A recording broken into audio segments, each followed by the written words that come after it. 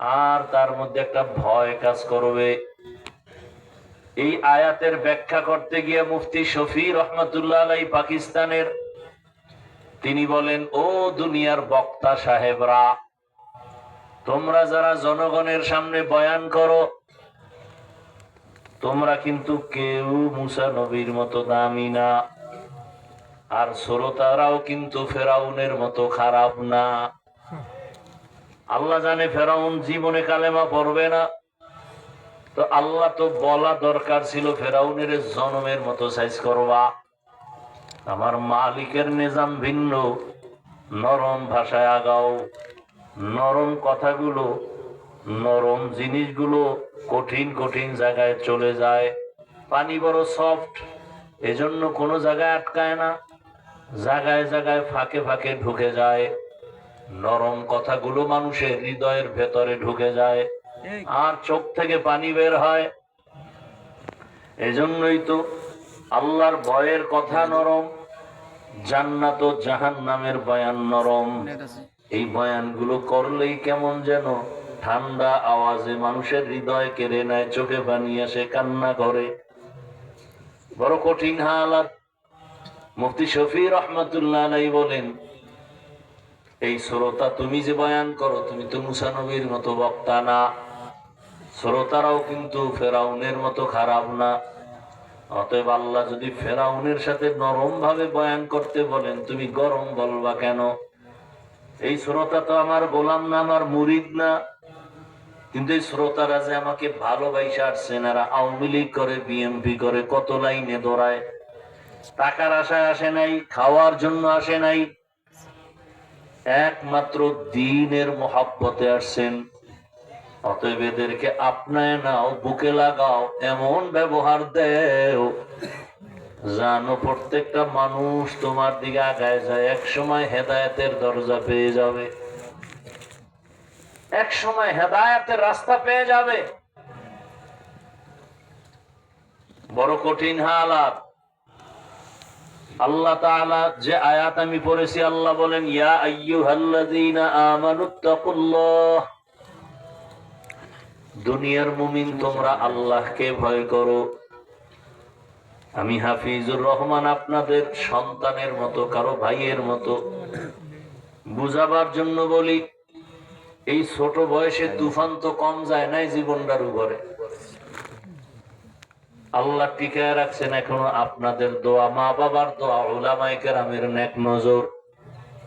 আমার জীবনের কোনো ইলম আমল কিচ্ছু নাই, তবে একটা পুঁজি আমার আছে, আমি বেয়াদবি করি না, আদব নিয়ে চলার চেষ্টা করি।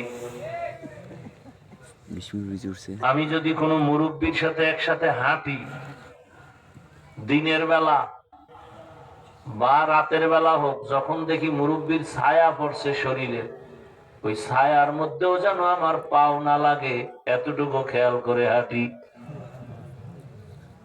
আমি ঘড়ি হাতে দেই না, যতটুকু বয়ানের টাইম দেখার জন্য তাও ডান হাতে দিছি। ছাত্র জীবনে আমার ওস্তাদ বলছে, বাম হাতে ঘড়ি দিবি না, যদি দাও। ঘড়ি দেওয়া সুন্নত না, মুস্তাহাব না। ইতিহাসে বলে বাদশাহ হারুন রশিদের যুগে ঘড়ির আবিষ্কার হয়েছে। এতটুকু আদব রক্ষা করে চলার চেষ্টা করি। আল্লাহ পর্যন্ত টিকায় রাখছেন, তো সম্মানের সাথে আলহামদুলিল্লাহ। দোয়া করবেন যেন ইখলাস নিয়ে চলতে পারি। ইখলাসের গাড়িতে কোনো তেল লাগে না, চলতেই থাকবে, চলতেই থাকবে, জান্নাত পর্যন্ত চলবে। হ্যাঁ, আল্লাহ তাআলা বলেন, আমি আল্লাহকে ভয় করো, তাকওয়া অর্জন করো, আকুনু মা'আস সাদিকিন।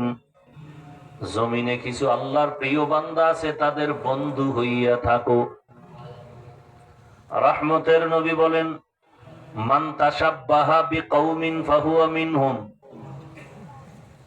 যে ব্যক্তি যার সাথে বা যেই দলের সাথে সম্পর্ক রাখবে, ভালোবাসা রাখবে, কিয়ামতের দিন তাদের সাথে উঠবে।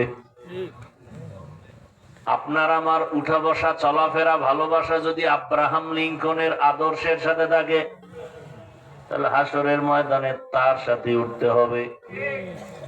আপনার আমার চলাফেরা, উঠা বসা, ভালোবাসা যদি মাও সেতুনের আদর্শের সাথে থাকে, কিয়ামতের দিন তাদের সাথে উঠবো। আপনার আমার চলাফেরা, উঠা বসা, ভালোবাসা যদি এরশাদ সাহেবের আদর্শ নিয়ে থাকি, তো তার সাথে হাসর হবে। মুজিবুর রহমান, শেখ মুজিবুর রহমান সাহেবের আদর্শের সাথে যদি থাকে, তার সাথে হাসর হবে।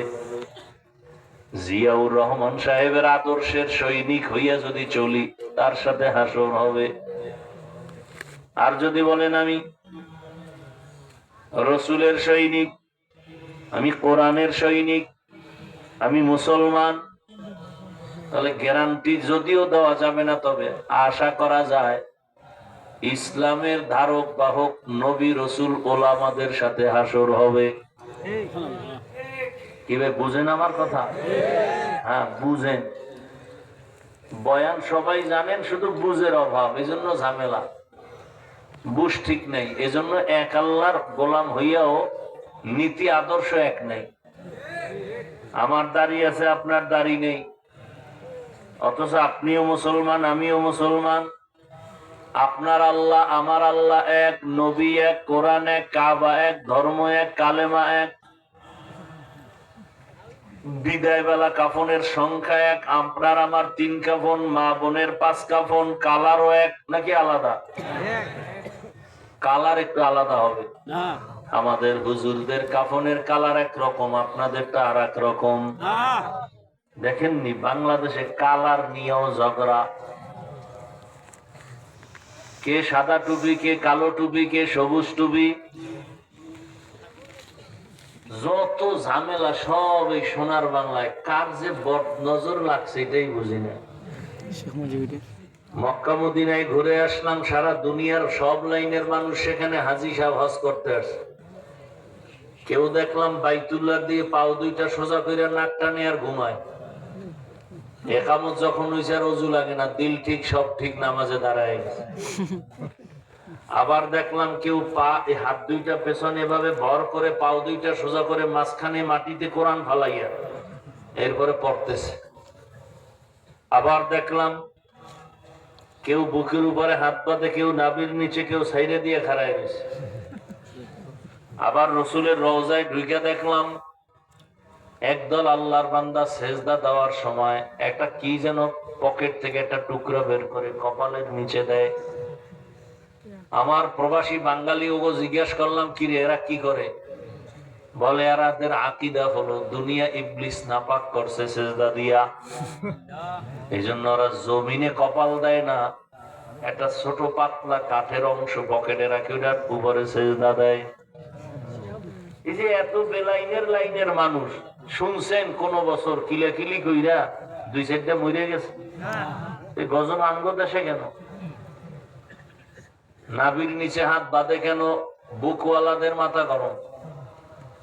বুকে হাত বাঁধে কেন? নাভিওয়ালাদের মাথা গরম। আমি সাদা টুপি পাস করলেই পরি কেন? গোল টুপিওয়ালার মাথা গরম। আর যেটি টুপি পরে না, এটি নিয়ে এখনো পেরেশানি নেই। মরানারে মারো কেন? কয় লড়ে কেন? কয় ভাই আপনার দাওয়াত, আলহামদুলিল্লাহ। আপনার বাড়ি? কয় নাউজুবিল্লাহ। বড় কঠিন হাল।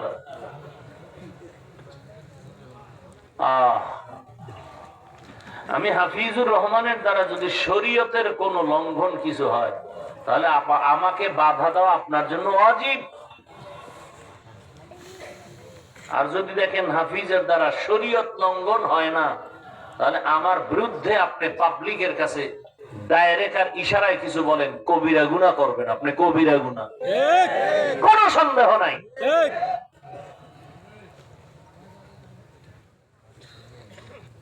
আল্লাহ হেদায়েত দান করুন।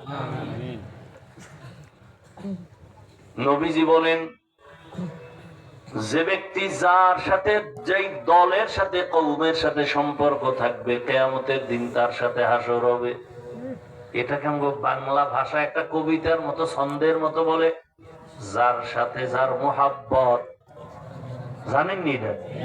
তার সাথে তার কিয়ামত। এইবার আপনার উপরে কিন্তু স্বাধীনতা আছে, আমার দায়িত্ব খালি বোঝানো। আর কিছু না। এই যে এক আল্লাহর গোলাম, এক নবীর উম্মত, তাহলে